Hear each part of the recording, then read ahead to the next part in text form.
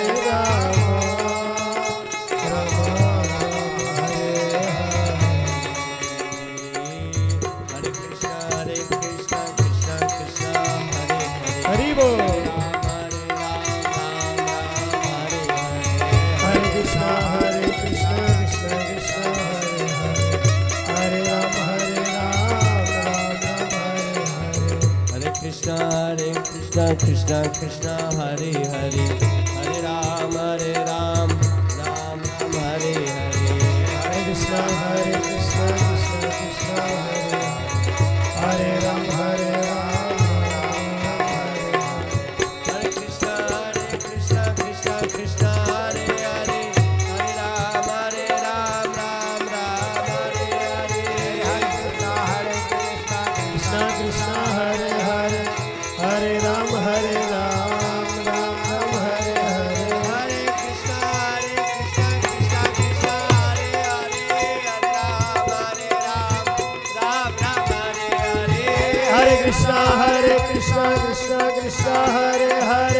हरे राम राम राम हरे हरे। हरे कृष्णा कृष्णा कृष्णा हरे हरे, हरे राम राम राम हरे हरे।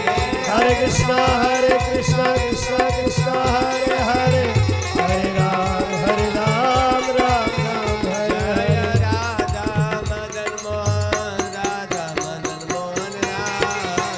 जय राधा मदन मोहन राधा मदन मोहन राधे। जय गौरनिताय गौरनिताय गौरनिताय, जय गौरनिताय। जय गौरनिताय गौरनिताय गौरनिताय जय गौरनिताय। जय जय प्रभुपाद प्रभुपाद प्रभुपाद प्रभुपाद। जय जय प्रभुपाद प्रभुपाद प्रभुपाद प्रभुपाद। निताय गौर हरि बोल हरि बोल हरि बोल हरि बोल। श्री श्री राधा श्याम सुंदर भगवान की, श्री प्रभुपाद की। ओम नमो भगवते वासुदेवाय। ओम नमो भगवते वासुदेवाय। ओम नमो भगवते वासुदेवाय। ओम नमो भगवते वासुदेवाय। ओम नमो भगवते वासुदेवाय। ओम नमो भगवते भगवते वासुदेवाय।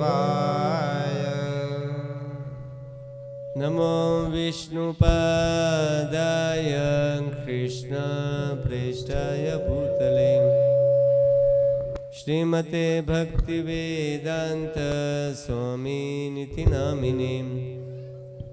नमस्ते सारस्वती देवे गौरवाणी प्रचारिणे, निर्विशेष शून्यवादी पाश्चात्य देशतारिणे। जय श्री कृष्ण चैतन्य प्रभु नित्यानंद, श्री अद्वैत गदाधर श्रीवासादि गौर भक्त वृंद। हरे कृष्णा कृष्णा कृष्णा हरे हरे, हरे राम राम राम हरे हरे।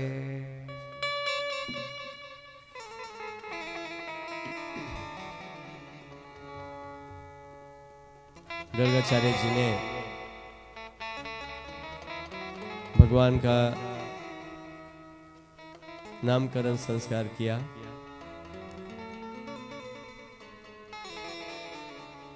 नामकरण संस्कार करने के बाद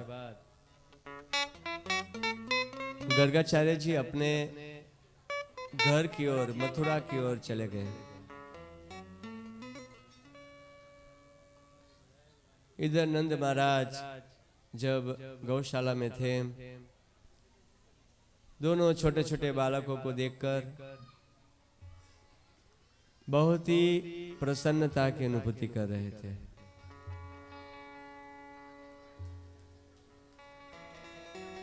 वो सोच रहे थे कि मैं पूर्ण हो गया, मेरा जीवन का जो उद्देश्य था वो उद्देश्य पूर्ण हो गया।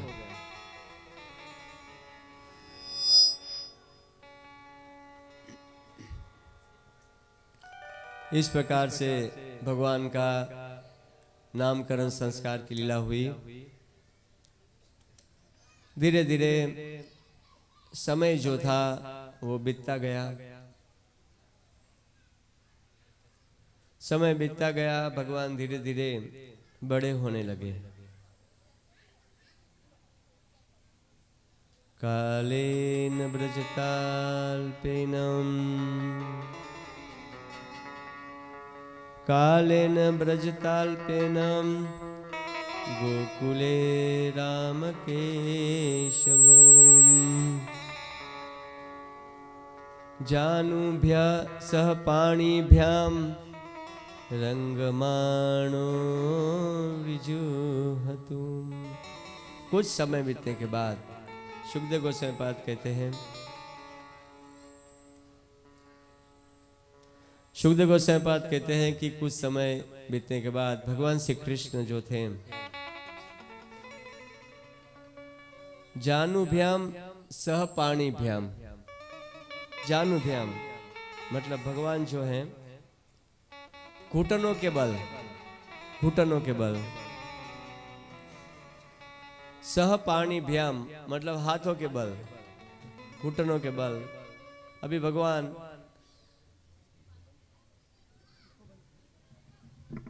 भगवान बड़े नहीं हुए थे, खड़ा अपने पैरों के ऊपर भगवान खड़े नहीं हो पा रहे थे। भगवान जो हैं अपने घुटनों के बल और हाथ के बल पर बकरिया चलना, बकरिया चलना, बकरिया चलना भगवान ने शुरू किया। प्रभु रखो ना।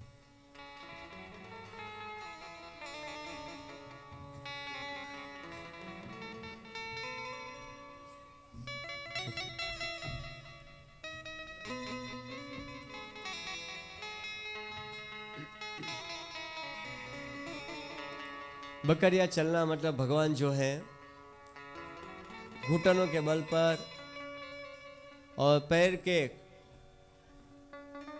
हाथ के बल पर, घुटनों के बल पर हाथ के सहारे पे कृष्ण और बलराम दोनों ने चलना शुरू किया। काल मतलब समय, समय बहुत जल्दी से बीतता जा रहा है।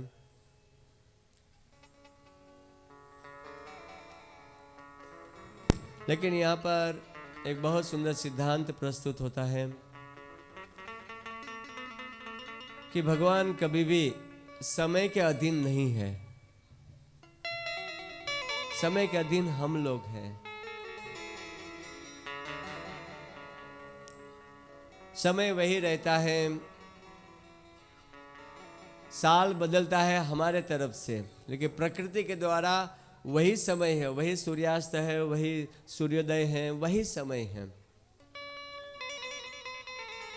लेकिन हम मनुष्यों के लिए संडे, मंडे, ट्यूसडे, डेट और नाना प्रकार का जो महीना है, मनुष्यों के लिए बदलाव होता है।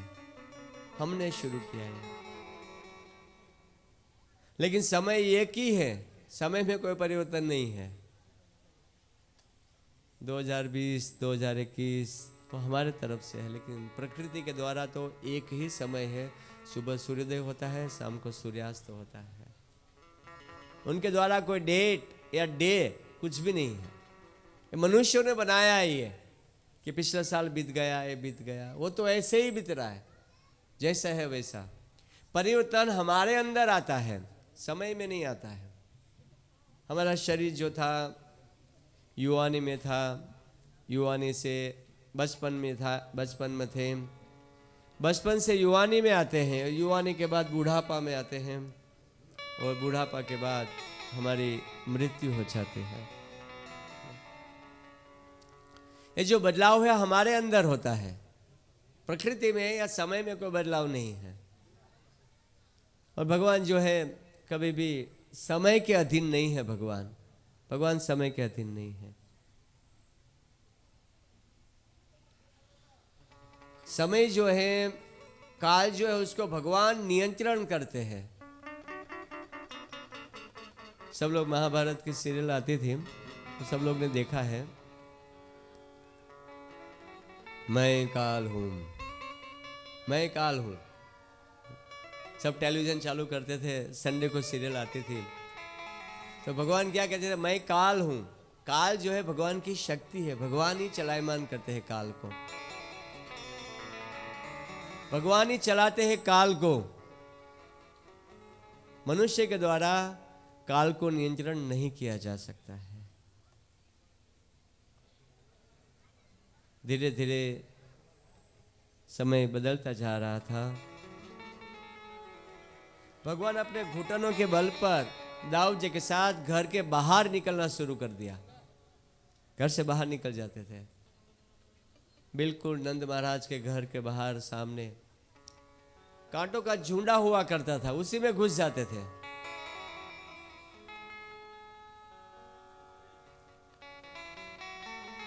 सुखदेव गोस्वामी पाद कहते हैं कि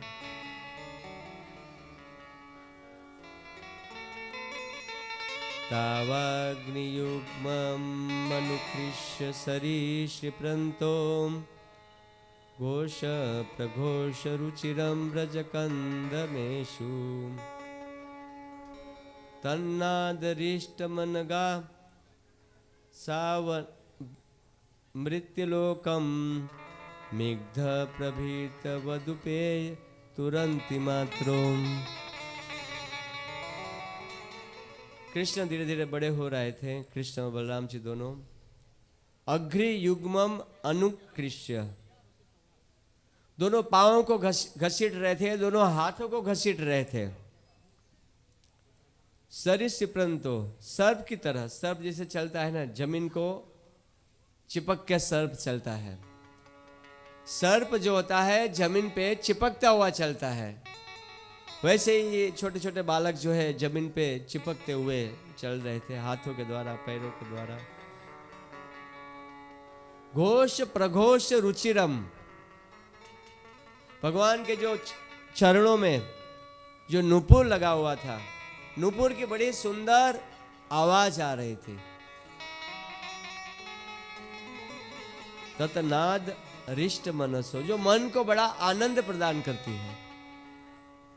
भगवान बैठते, भगवान यहाँ से वहाँ घूमते रहते, घर से बाहर निकलना शुरू किया तो इस प्रकार से पैरों में जो नुपुर लगा था, मधुर ध्वनि थी इनकी।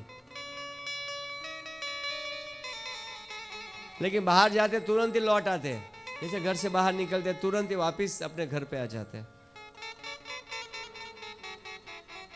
कभी कभी कृष्ण और बलराम जो थे और कोई गोपी के प्रति अपनी मां समझ के, अपनी मैया समझ कर गोपियों का पीछा करते, लेकिन जब उनको मालूम पड़ता कि हमारी मां नहीं है, मैया नहीं है, तो वापिस अपने महल में आ जाते।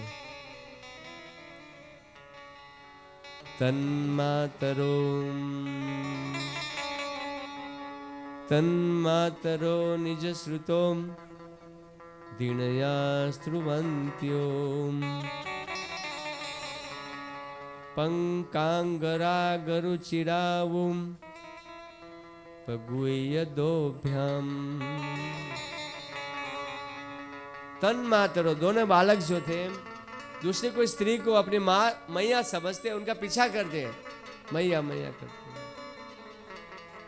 और पीछा करते हुए ब्रज की जो रज और मलमूत्र, गायों का जो मलमूत्र हुआ करता था,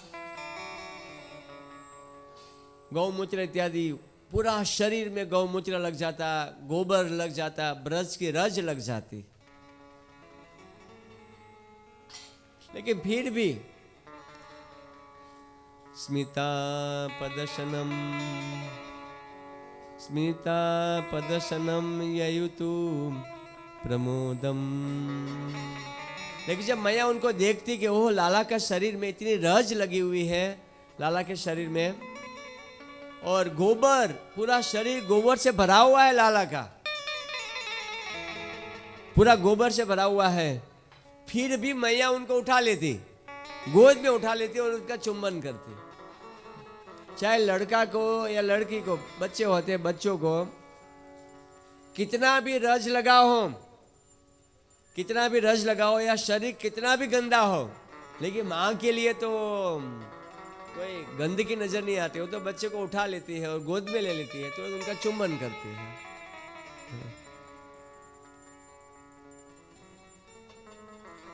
माता जो होती है वो बच्चे से बहुत ही प्यार करती है। पिताजी के लिए बेटी और माँ को बेटे के प्रति स्वाभाविक आकर्षण होता है। पिताजी जो होते हैं उनको बेटी बहुत प्रिय होती है और माँ को बेटा ज्यादा प्रिय होता है।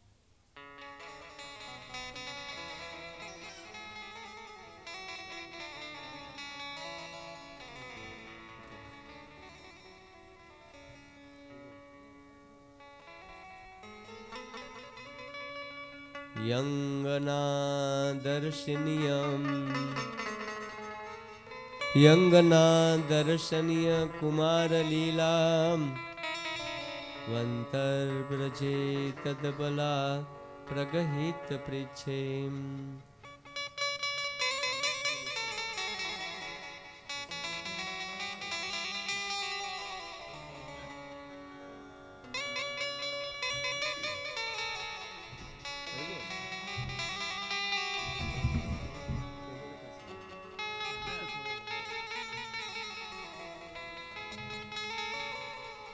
यंगना दर्शनीय कुमार लीला बंत ब्रजे तदबला प्रगृहित पृच्छे।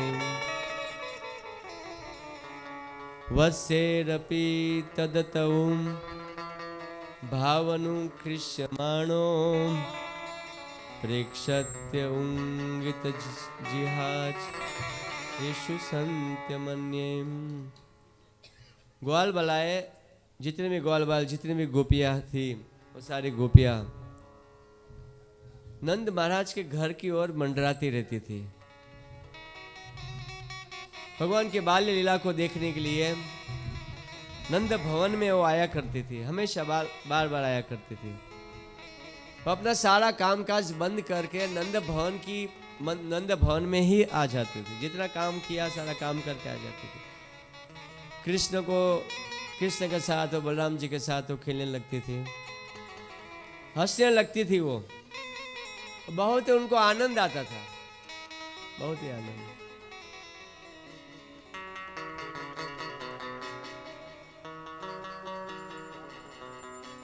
कभी कभी कृष्ण और बलराम जी क्या करते थे, कृष्ण और बलराम जी कभी कभी ऐसा करते थे कि गोपियों के साथ खेलते थे और आकाश में देखते थे कि वो आकाश में क्या है।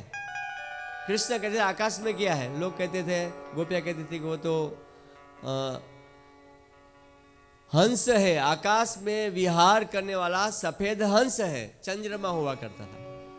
चंद्रमा को देख के पूछते थे कि आकाश में क्या है।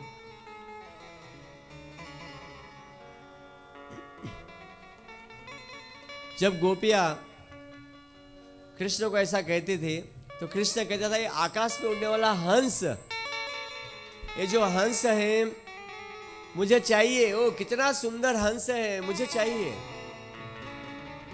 लाला जिद करता कि नहीं नहीं मैया, मुझे तो ये आकाश में विहार करने वाला हंस चाहिए। अभी आपने जो यहाँ पे दिखाया था वो छोटा सा हंस, वो तो अच्छा नहीं है, कितना अच्छा है। चंद्रमा को देखकर चंद्रमा को लेने के लिए जिद पकड़ते हैं, जिद पकड़ते हैं।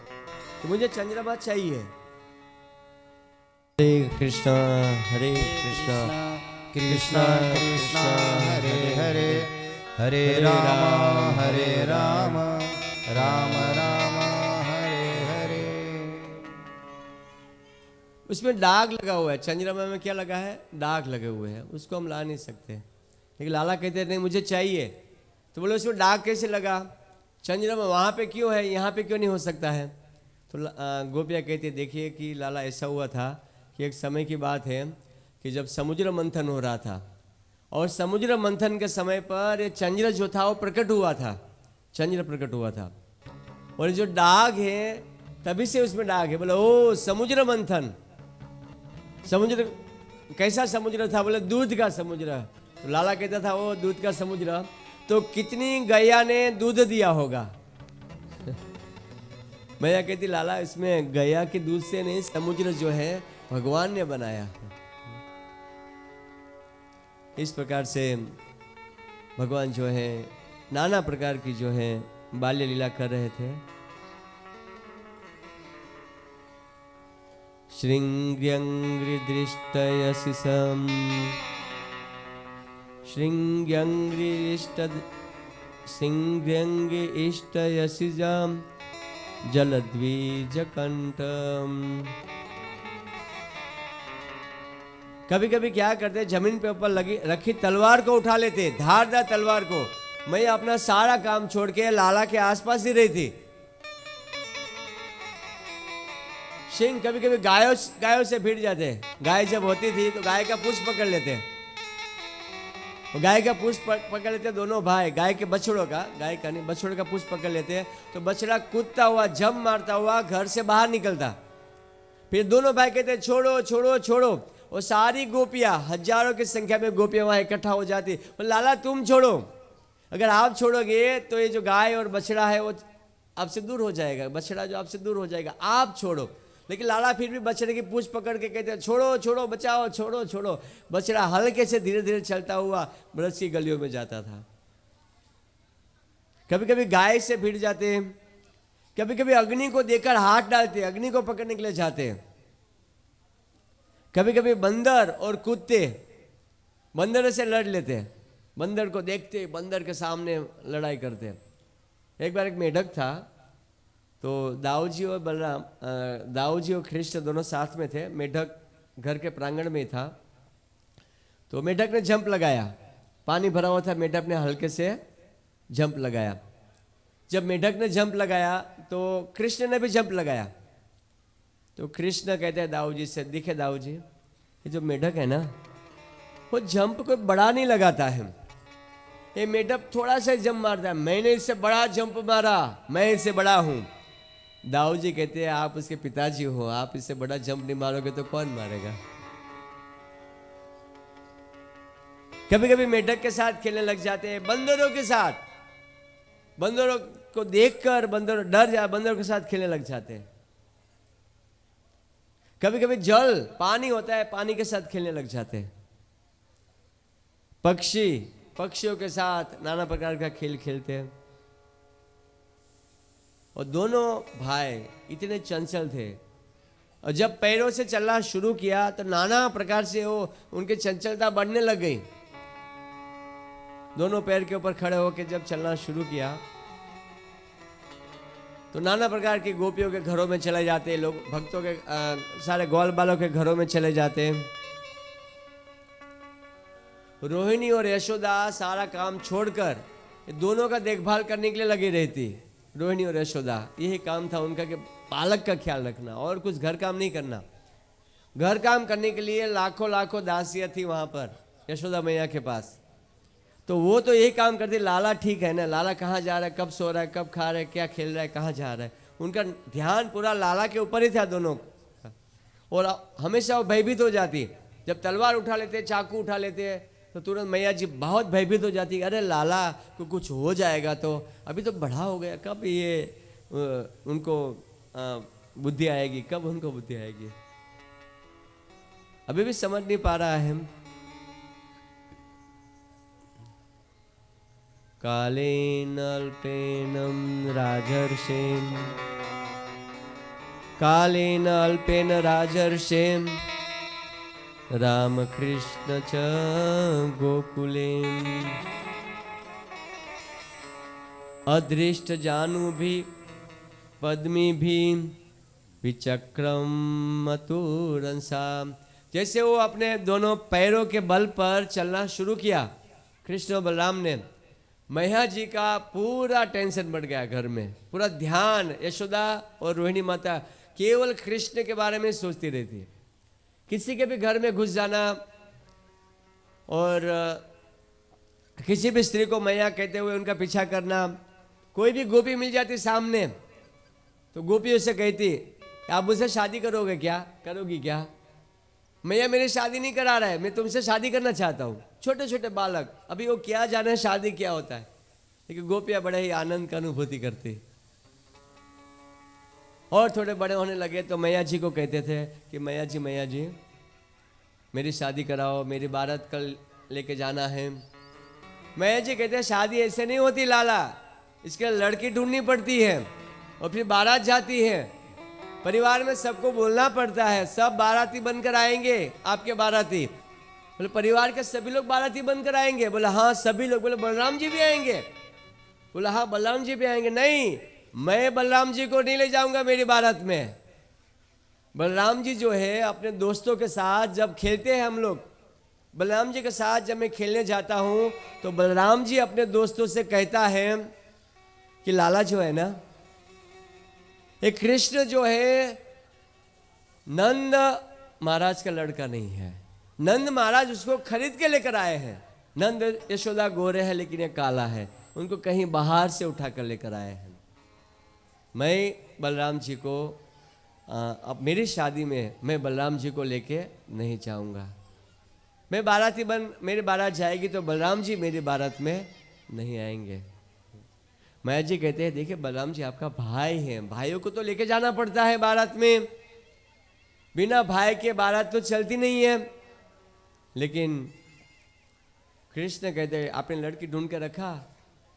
मैया जी कहते हैं अभी थोड़ी, कल थोड़ी बारात जाने वाली है। बोले नहीं मैया कल ही बारात जा रही है हमारी। बोले किनसे विवाह करो? बोले मैं राधा रानी से विवाह करना चाहता हूँ, और वृषभ भानु की लड़की बहुत सुंदर है, मेरा विवाह उनसे कराओ। आप कृष्ण जो सो जाते, 11-12 बजता, मैया जी कैसे भी करके उनको सुलाते। जब मैया जी उनको सुलाते तो सुलाने के बाद मैया जी जो है उनको लगता है कि लाला सो गया, वापस 11-12 बजे उठते। मैया जी कल मेरी बारात जाएगी ना? क्या कल मेरी शादी होगी ना? मैया कहते सो जाओ लाला सो जाओ 12 बज गया, रात्रि देरी हो गई, अभी सो जाओ, तुम्हारी बारात जाएगी। बोले राधा रानी से मेरा विवाह कराओगे ना? मैं कहते ठीक है अब सो जाओ अभी। इस प्रकार से भगवान जो है नाना प्रकार की लीलाएं करते थे। गोपियां जो थी वो चाहती थी गोपियों के घरों में जाना, माखन की चोरी करना, दही मटके फोड़ना, उनका नित्य क्रम बन गया था। दही को लेकर आना, मटकियों को फोड़ना नित्य क्रम था। एक जगह पर मेरा प्रोग्राम था तो वहां पे भक्तों ने मुझे पूछा, एक प्रश्न पूछा कि भगवान ने माखन की चोरी क्यों किया? लो प्रश्न भी कोई ऐसा होता है क्या? प्रश्न भी पूछने वाला ने पूछा कि भगवान ने माखन की चोरी आखिर क्यों किया, क्या बात है, भगवान को माखन की चोरी करने की क्या जरूरत थी? मैंने कहा अगर भगवान ने माखन की चोरी किया तुम्हारा क्या गया? तुम्हारा कुछ घाटा हुआ, तुम्हें कोई नुकसान हुआ तो बताओ। बोले मुझे कोई नुकसान नहीं हुआ, लेकिन मेरा प्रश्न है कि भगवान ने माखन की चोरी क्यों किया? बोला आपको क्या प्रॉब्लम है? अगर वो माखन की चोरी करे, गोपियों का वस्त्र हरण करे, लेकिन आपको क्या प्रॉब्लम क्या है आपको? लेकिन वो व्यक्ति कहता नहीं मुझे बताओ कि भगवान आखिर माखन की चोरी क्यों किया? मैं सोचा कि प्रश्न लेकर आए हैं, उनको समझाना ही पड़ा। मैंने शुरू किया ओम नमो भगवते वासुदेवाय। सुनो बैठो आप, अगर सुनना ही चाहते हो कि भगवान ने माखन की चोरी क्यों किया।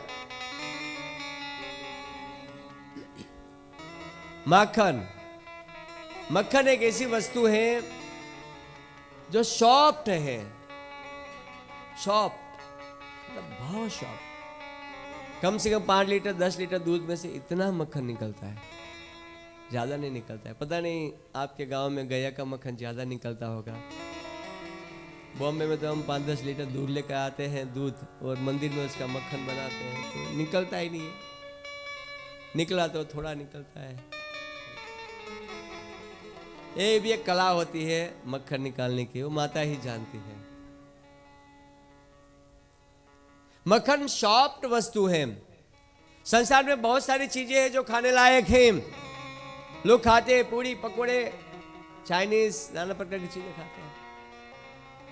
और भी बहुत सारी चीजें हैं जो फल फ्रूट इत्यादि लोग खाते हैं, और भी नाना प्रकार की चीजें लोग खाते हैं। लेकिन सभी चीजों में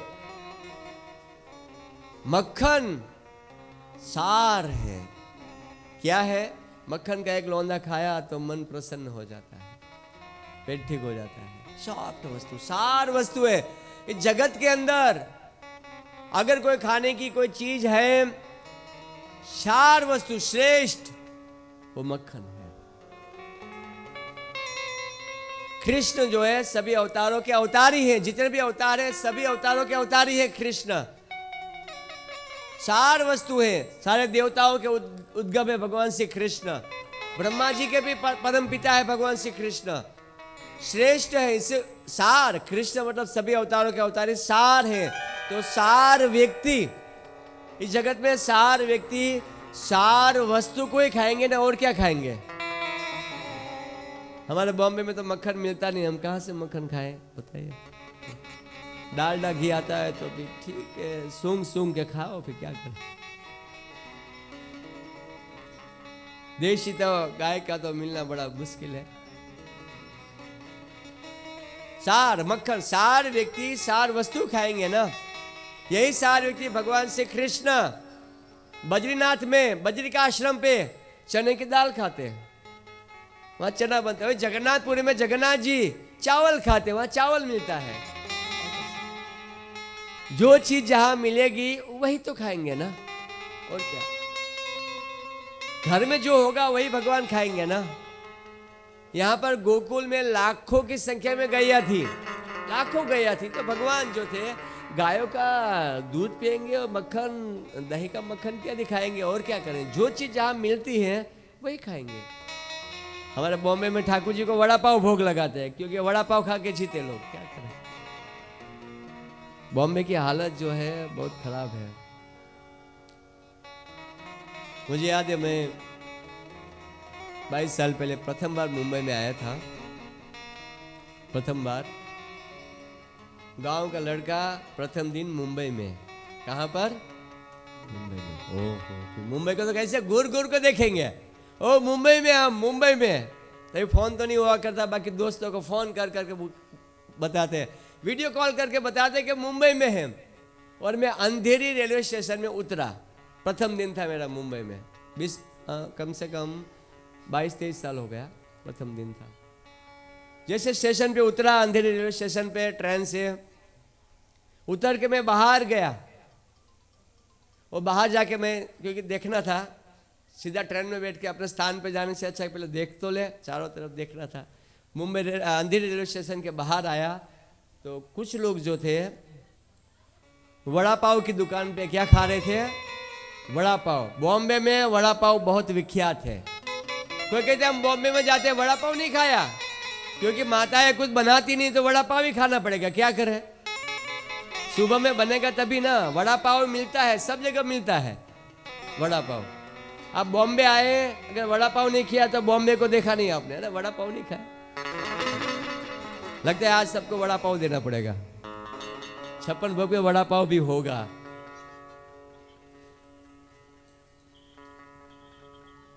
तो वड़ा पाव जो था, एक व्यक्ति था वड़ा पाव खा रहा था, हाथ में सूटकेस था, बैग था हाथ में, उसके हाथ में। मैंने देखा हाथ में बैग, एक हाथ से बैग पकड़ा है और एक हाथ से वड़ा पाव खा रहा है। क्योंकि 22 साल पहले इस प्रकार पे रोड पे खाना मतलब एक बहुत एक शर्म की बात थी। रोड पे इस प्रकार खाना, गांव से आए थे, इसे रोड पे कौन खाते हैं। अच्छे से बैठ, अगर खाते भी तो बैठ जाते, बैठ के खाते। खड़े खड़े खाना ये कोई संस्कृति है क्या? अभी सब जगह शुरू हो गया, लेकिन मैं 22 साल पहले की बात कर रहा हूँ, 22-25 साल पहले की बात कर रहा हूँ। और व्यक्ति वड़ा पाव खा रहा था, जल्दी जल्दी चबा रहा था, और मैं उसी को देख रहा था। एक हाथ में सूटकेस, एक हाथ में वड़ा पाव, 2 वड़ा पाव लिया था। एक कैसे भी ऐसा पकड़ा था, ऐसे ऐसे खा रहा था। मैं देखते रह गए उसको। और जब खा रहा था उसकी बस आ गई, 203 नंबर की बस थी। तुरंत ही सूटकेस था, सूटकेस पकड़ के मुंह में खाता खाता करता हुआ बस में चढ़ रहा था। मैं बोले कहाँ गया, मैं बॉम्बे में हूँ कि कहाँ पे हूँ मैं। बस में चढ़ा, गर्दी बहुत थी, बस में चढ़ा, हाथ में वड़ा पाव, फिर भी खाना नहीं छोड़ रहा है। सूटकेस को वहाँ जो लोहे का जो पाइप होता है, पाइप से ऐसा हाथ रखा और सूटकेस को पकड़ा, पाइप पकड़ के, और फिर भी बस में वो चबाते हुए वड़ा पाव खा रहा है। लोगों के पास टाइम नहीं है, खाने का टाइम नहीं है। खाते हो क्यों? जीने के लिए। जीते हो क्यों? कमाने के लिए। कमाते हैं क्यों? खाने के लिए। खाते हो क्यों? जीने के लिए। जीते हो क्यों? कमाने के लिए। और कमाते हैं क्यों? खाने के लिए। लेकिन लोगों को खाने का टाइम नहीं है। कभी कभी तो पुरुष लोग बहुत थके हुए रहते हैं खेत में काम करके नाना प्रकार से, तो बोलते हैं जो भी है दे दो, हमें जाना है, हमें बस खाना है घर में जो। लेकिन माता कहती है अरे नहीं नहीं, हमें अच्छे से बना दे, बना नहीं नहीं, जो भी दे दो, मुझे निकलना है, अभी जाना है, मुझे खेत में जाना, ये करना वो करना, बहुत काम है। खाने के लिए टाइम नहीं है लोगों के पास।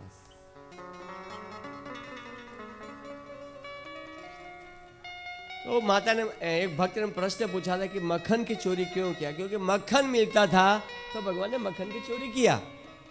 तो वापस उन्होंने पूछा कि चोरी क्यों किया? ठीक है, अगर मक्खन खा रहे हैं तो कोई बात नहीं, चलो मक्खन मिलता था, मक्खन खाया, लेकिन मक्खन की चोरी क्यों किया? मैं बोला आपको कोई प्रॉब्लम है? बार बार प्रश्न पूछते हो। बोला नहीं, लेकिन उसका कोई उत्तर तो होगा। बोला नहीं, मुझे कोई प्रॉब्लम नहीं है, लेकिन आप मुझे बताइए कि चोरी आखिर क्यों किया? भगवान ने खाना ही था तो ऐसे घरों में जा जाके मांग मांग के खाते।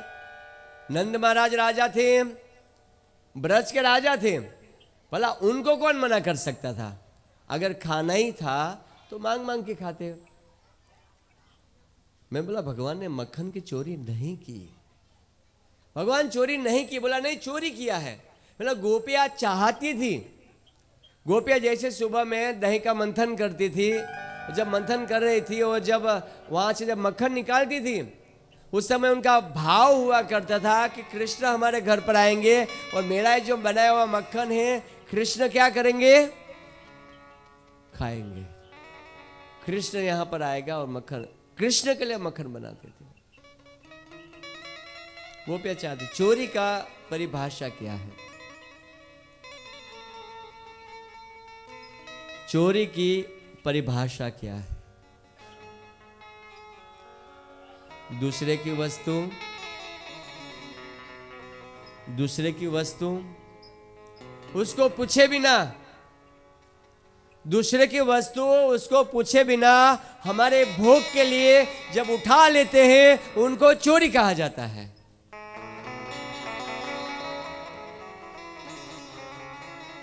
पता नहीं लोगों का कुछ स्वभाव होता है वस्तु उठाने का। कहीं जाते हैं तो उठा लेते हैं, जेब में डाल देते हैं। दूसरे की वस्तु उनको पूछे बिना हमारे भोग के लिए जब उसको लेते हैं, उसे क्या कहा जाता है? चोरी कहा जाता है। लेकिन जगत में अगर हम शांति से विचार करें तो दूसरे की कोई वस्तु ही नहीं है, दूसरे की कोई वस्तु नहीं है। हर वस्तु इस जगत के अंदर भगवान की है। ओम पूर्णमदम पूर्णमिदम पूर्णात पूर्णम उदुच्यते पूर्णस्य पूर्णम आदाय पूर्णमेवावशिष्यते।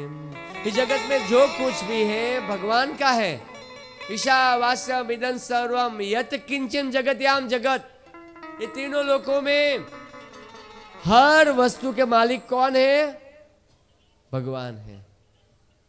भगवान है मूल मालिक इसका। भगवान ब्रह्मांड को बनाने वाला भगवान है।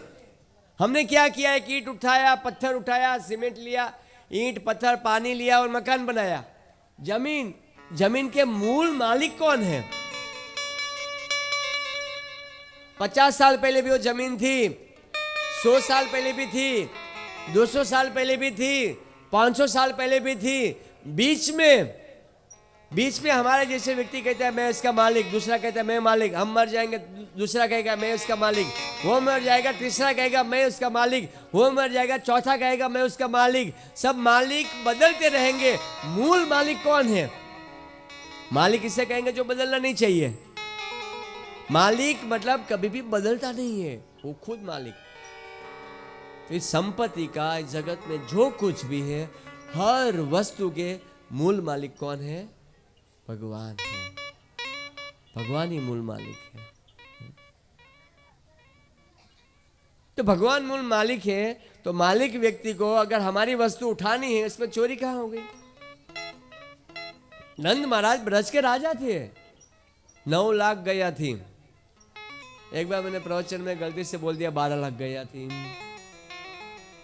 मैंने गलती से बोल दिया कि 12 लाख गैया थी, तो प्रवचन तो खत्म हो गया। बॉम्बे का ही बात है। खत्म होने के बाद बोले प्रभु जी मैंने सुना है कि 9 लाख गई थी।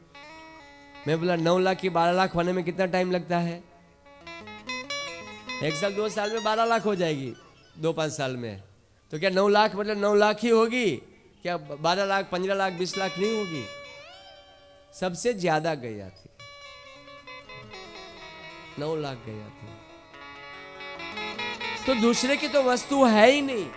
कृष्ण जो है हर एक वस्तु के मालिक है। इस जगत में जो कुछ भी है, ये ताजमहल आज भी पूरी दुनिया के लोग कहेंगे कि हमारा है, कोई कहेगा मेरा मेरा मेरा। भूमि के लिए बहुत सारे देश लड़ेंगे, लोग मर जाएंगे, लेकिन इसका मूल मालिक कौन है? भगवान ही है। भगवान इसका मूल मालिक है।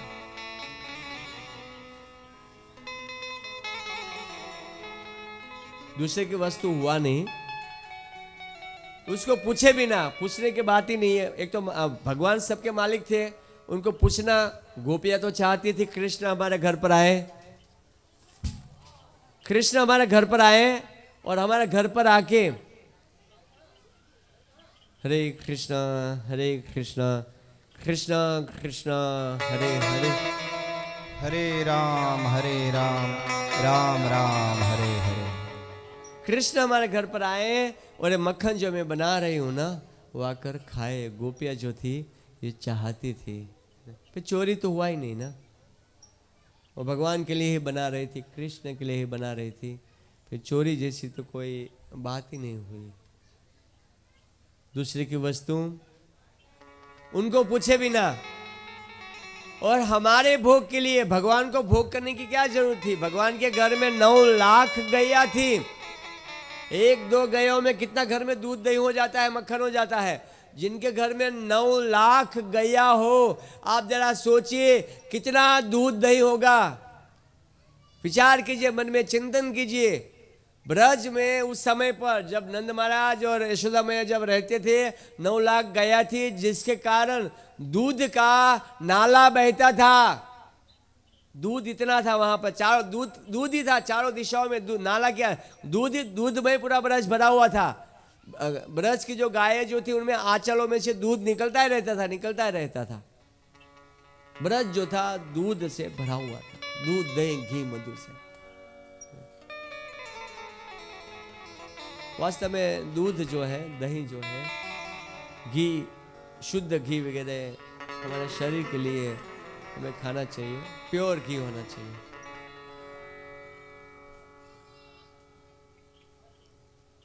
कालेन अल्पेन राजर्षिं,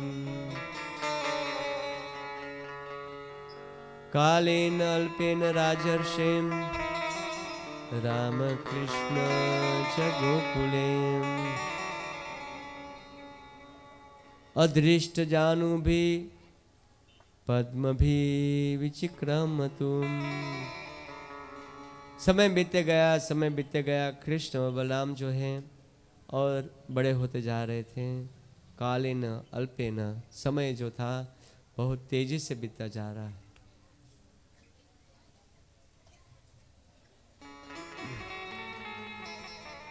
तो हमारे पास समय नहीं है, इस बात को हमें हमेशा ध्यान रखना चाहिए। समय बहुत ही कम है हमारे पास।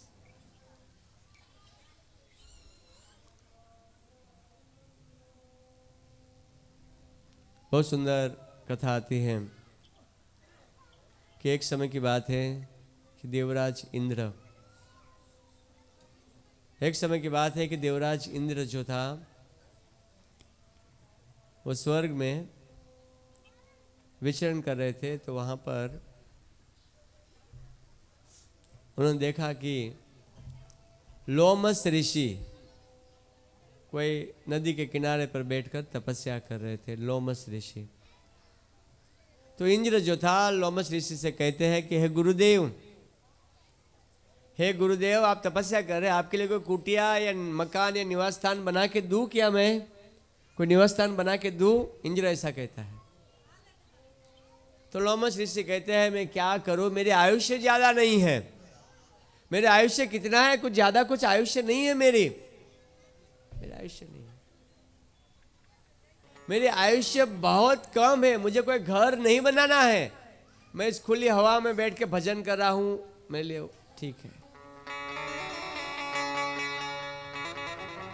उसी समय पर देवराज इंद्र ने पूछा लोमस ऋषि से कि गुरुजी, आपकी आयुष्य कितनी है? आपकी आयुष्य कितनी है? जब ऐसा पूछा तो इंद्र ने पूछा तो लोमस ऋषि कहते हैं, मेरे शरीर में जितने बाल हैं, सभी बालों में से एक बाल जब भगवान राम इस भौतिक जगत में प्रकट होते हैं, भगवान राम जब यहाँ पर आते हैं और नाना प्रकार की लीलाएं करते हैं, उसी समय पर मेरा एक बाल अपने शरीर से गिरता है। जब भगवान राम एक बार आएंगे तो एक बार मेरा मेरे शरीर में से बाल गिरता है, लेकिन जब तक मेरे शरीर में बाल है तब तक मैं जिंदा रहूंगा। हरे कृष्णा कृष्णा कृष्णा हरे हरे, हरे राम राम राम हरे कृष्णा कृष्णा कृष्णा हरे हरे, हरे राम राम राम हरे हरे। देखिए, शरीर में जितने बाल थे ना, इतने बाल तक वो जिंदा रहने वाले थे। और एक बार राम प्रकट होंगे, एक बाल गिरेगा। उनकी आयुष्य कितनी लंबी थी, इतनी लंबी आयुष्य, फिर भी कहते हैं कि मकान नहीं बनाना है, कोई स्थान नहीं बनाना है, कोई घर नहीं बनाना है। समय हमारे पास बहुत कम है। समय बीतता जा रहा था। भगवान इस प्रकार से नाना प्रकार की लीलाएं कर रहे थे।